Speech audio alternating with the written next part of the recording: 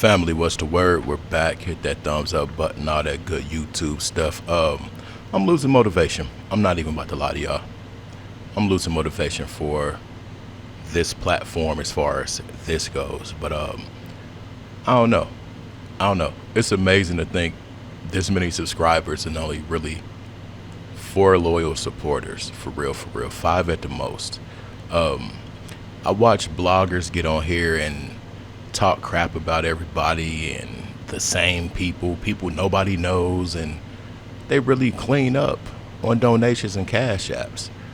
I don't know if I'm appealing to the wrong crowd. I need to go to the messy crowd or what, but I'm over it. I can't even lie, y'all. I can't lie. I don't want any fake love in the comments. Just comment on the content. Don't tell me how much you rock with me. Don't do all that stuff. Just comment on the content. Real talk, because I don't know. I'm over it. I'm really over it. And I've always knew how fickle people were, but I've learned a lot these past 5 years. I really have. And with the way things are going right now for me, I think I'm through. I think I'm through. I'm going to be all the way 100, y'all. I'm through. It sucks watching BS bloggers that ain't talking about nothing of substance, whether they're reacting or creating original content or what. $300-400 a day. $300-400 in cash apps a day, gossiping on people they've never met, people nobody knows except for in certain hoods of Dallas and stuff like that. Like, I don't think I'm messy enough. I really don't. And that's the reason I don't go live either. Like, the donations aren't there. When you go live and you got these long videos, it messes up your channel and the average and the views per minute, RPM, all that, clicks per minute, all that stuff. And that's where donations are important if you live stream. But that's why I stopped. People always say live stream, live stream. No, the channel's already suffering and I ain't got it in me. I really don't. I think I'm really over it, y'all. Real talk. Another thing I'm over is helping people. Helping people. When I was bringing in anywhere from $7,000 to $18,000 a month, I helped so many people. And those same people won't even look back and say, hey, I know you looked out for me with this and rent and car notes and insurance and here, thank you. Nothing. I've learned a big lesson. I really have. I've learned a big lesson. Anyway, I want to get into a few things today. First off, let's take a look at this video real quick. I'm not going to play any audio, but there's something about Kodak's new girlfriend that really just doesn't sit right with me. And I'll say that to keep it PG. I'll say that to keep it PG. Yeah, it's a lot of stuff going on in this video. I mean, I don't know. I just hope he's not that out of his mind to where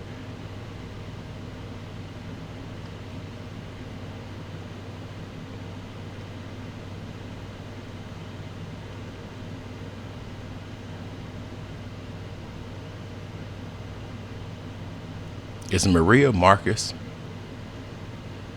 Is Maria Marcus? Inquiring minds want to know. We deserve to know. I think so, at least.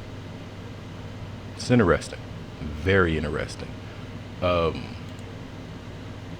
Yeah, those are some big basketball hands. I'm not gonna lie. Long fingers and veiny. And just this, yeah.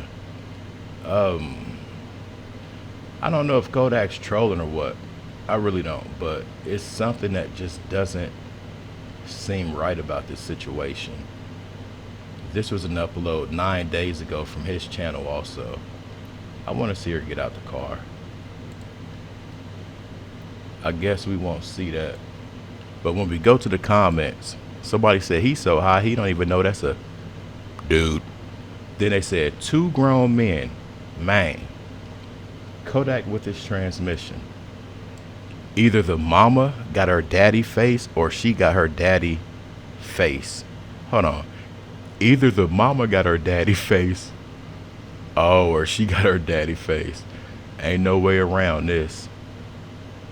When you have to question certain things, I think you need to leave that thing alone.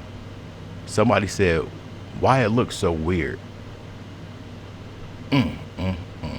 Somebody said she looks good, like a present from the Illuminati. Yeah. Anyway, real quick, we're gonna move over here to Candace Owens. I seen this video and I hadn't clicked it. It's on E-Times. Charlie Kirk was about to expose big, and it says Candace Owens shocks with turning point. Let's see. Audit claims. Oh wow. Let's see what we can find out.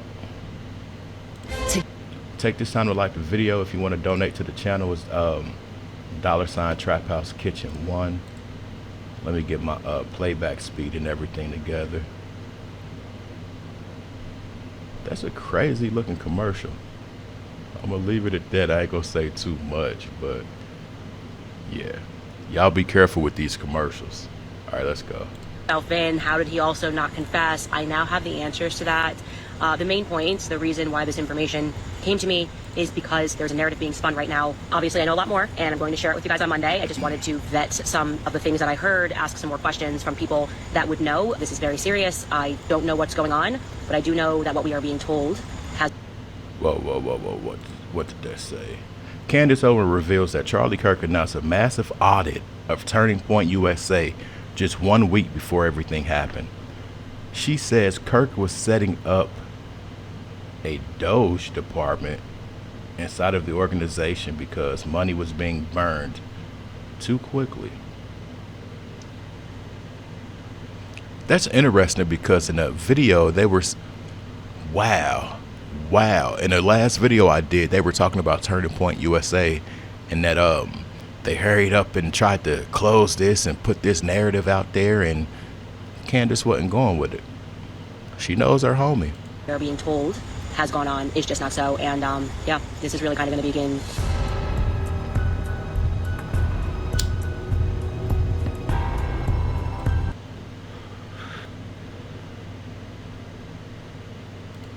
Let's see, which is why we produce nothing but blurry images. Oh wow, which is why they produce nothing but blurry images. Nothing other than blurry images, which Tyler's family knows is not him. Tyler has never once expressed a thought. Wow. Listen.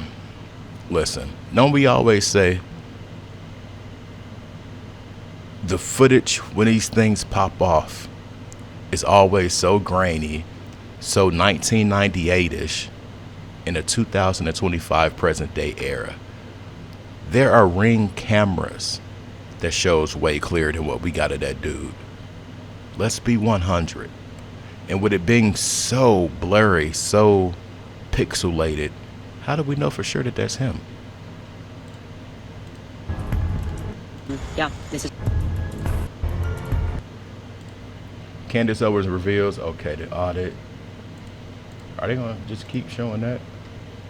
Candace is doing the right thing, asking questions. No one is suspicious about no clear videos. Hey,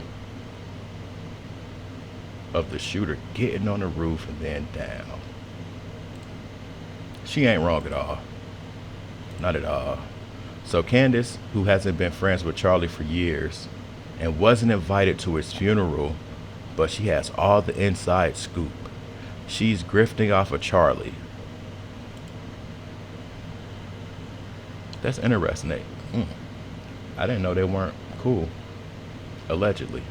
Now, let's take it over here, y'all. Alligator Alcatraz.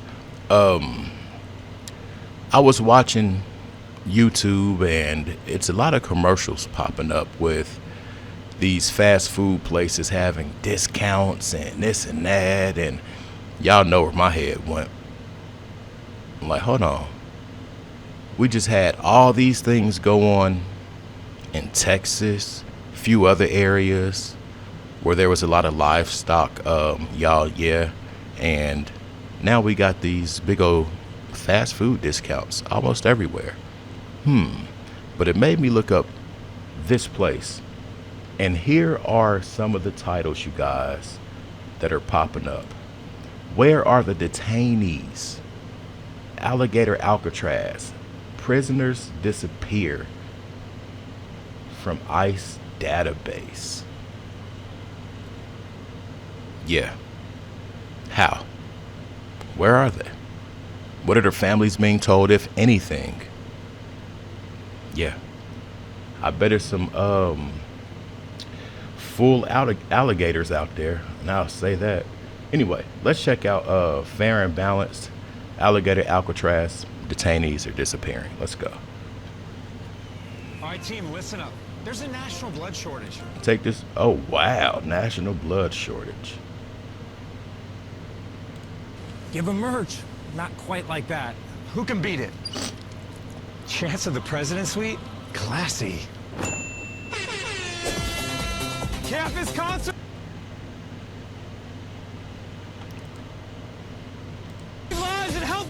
Didn't I just tell y'all about these commercials? Let's go. A new investigation from the Miami Herald has revealed that 2/3 of the 1,800 people detained at the so-called Alligator Alcatraz in Florida, 2/3 of the 1,800 people have disappeared. The federal government does not have accurate information about where they sent these people. The state of Florida doesn't even keep a database of it, even though the state ran the facility, but the detainees were, of course, federal detainees. So you have both the state and the federal government with their fingers in it, and oopsie-doo, we don't know where we put these people. When I say that these individuals... How is that even possible when the balance of judicial power, or whatever they call it, not checks and balances, but how is that possible that it's state and federal? When you can't even, well, the feds can come take state cases, but that's interesting to me. Let me shut up because I can't even pick my words quick enough or wisely enough to convey my train of thought. Individuals have disappeared. Everybody needs to understand that it's not because these individuals were released and just got off the grid as quickly as possible. They were not released. They were moved by the government from that detention facility, and there's no record of where 2/3 of them went.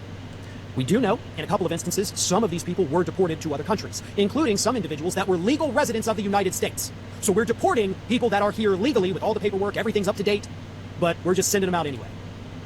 I seen something where that soccer player came back and he shouldn't have been sent off to those detainee spots. And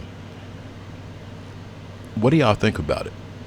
Like, what do y'all really think is going on with this situation to where these people can just be out of a database, disappeared as if they never existed? The rest of them, the federal government says, oh, we moved them to these facilities. That's what they told the families. That's what they told these people's lawyers. So the Miami Herald, obviously able to get a hold of this information, called the families, called the lawyers, and said, okay, we just want to verify that this person was moved from Florida to the facility in California or Texas or whatever it is. And the families and lawyers have said, we don't know. We can't reach this person.